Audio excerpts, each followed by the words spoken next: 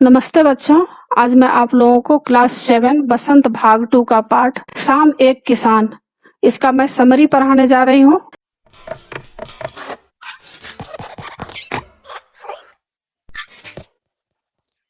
बच्चों, क्लास 7 बसंत के सारे चैप्टर्स का इम्पोर्टेंट क्वेश्चन एंड आंसर का पीडीएफ को डाउनलोड करने के लिए और क्लास 7 बसंत का टेक्स्ट बुक का पीडीएफ फाइल को डाउनलोड करने के लिए आप इस वीडियो के डिस्क्रिप्शन में दिए गए प्रोसेस को फॉलो करके आसानी से पीडीएफ फाइल डाउनलोड कर सकते हैं। अगर आपके पास टेक्स्ट बुक और इम्पोर्टेंट नोट्स नहीं है तो आप इस पीडीएफ फाइल को डाउनलोड करके आसानी से पढ़ाई कर सकते हैं और अच्छा मार्क्स ला सकते हैं।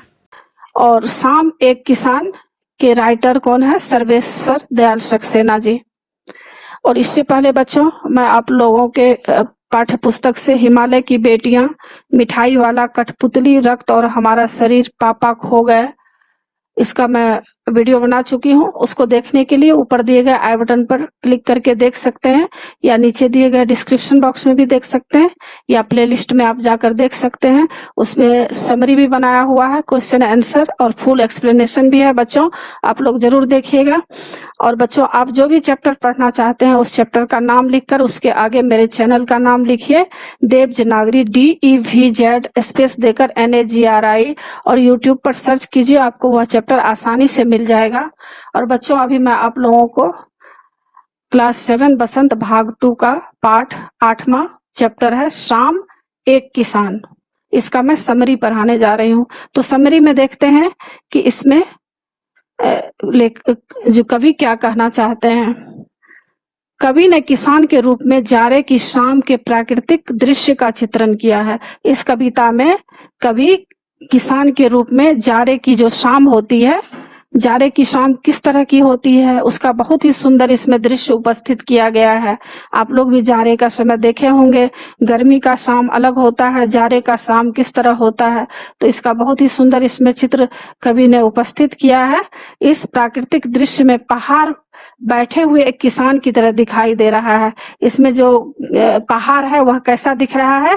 पहाड़ ऐसा लग रहा है कि एक किसान है और आकाश उसके सिर पर बंधे साफा के समान है। और आकाश कैसा लग रहा है? उसके सिर पर जो एक सफेद रंग के कपड़े बांधे होते हैं, इस तरह लग रहा है कि वहां एक किसान बैठे हुए हैं। पहाड़ एक किसान के जैसे लग रहे हैं और आकाश कैसा लग रहा है? जैसे उनके सर पर बंधे साफे के समान। पहाड़ के नीचे बहती हुई नदी घुटनों पर रखी चादर सी, और वहां पहाड़ के नीचे जो नदियां बहती है वह ऐसा लगता है कि घुटनों पर चादर रखी हो।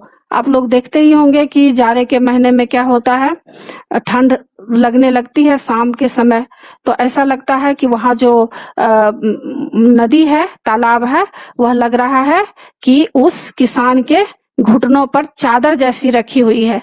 पलाश के पेड़ों पर खिले लाल लाल फूल जलती अंगीठी के जैसी लग रही है, और वहां पर पलाश के पेड़ में से जो लाल लाल फूल हैं वह ऐसा लगता है कि अंगीठी जला कर रखा हुआ है।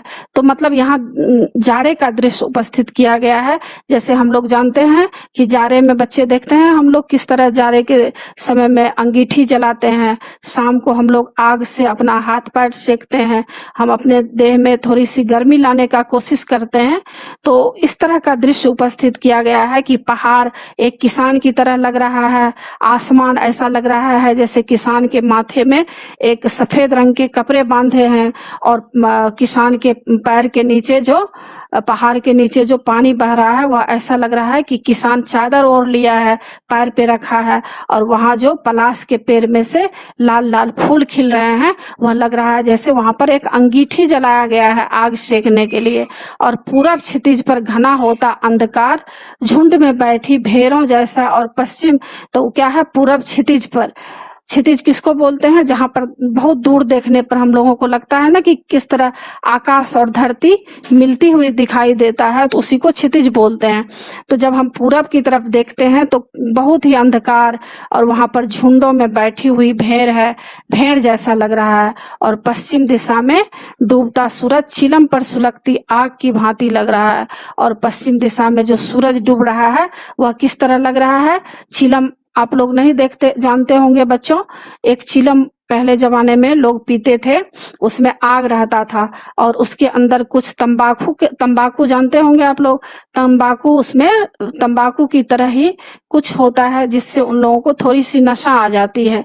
तो चीलम के अंदर तंबाकू डाले जाते हैं और चीलम के ऊपर आग जलाया जाता है। तो डूबता हुआ सूरज यहाँ किस तरह दिखाया गया है, जैसे चीलम पर सुलगती हुई आग हो। यह पूरा दृश्य शांत है। अचानक मोर बोलता है, मानो किसी ने आवाज लगाई, सुनते हो। इसके बाद यह दृश्य घटना में बदल जाता है। चिलम उलट जाती है, आग बुझ जाती है, धुआं उठने लगती है, सूरज डूब जाता है, शाम ढल जाती है और रात का अंधेरा हो जाता है। तो यही दृश्य शाम एक किसान पाठ में दिया गया है। तो आप इसका सार समझ गए होंगे कि इसमें किस तरह से पहाड़ को एक किसान के रूप में प्रस्तुत किया है। यह सब मैं आपको बता चुकी हूँ। तो इसी तरह का दृश्य इस कविता में उपस्थित किया गया है। तो आप तो समरी समझ गए होंगे। तो इसके बाद आप जब फुल एक्सप्लेनेशन समझेंगे तो आपको आसान हो जाएगा।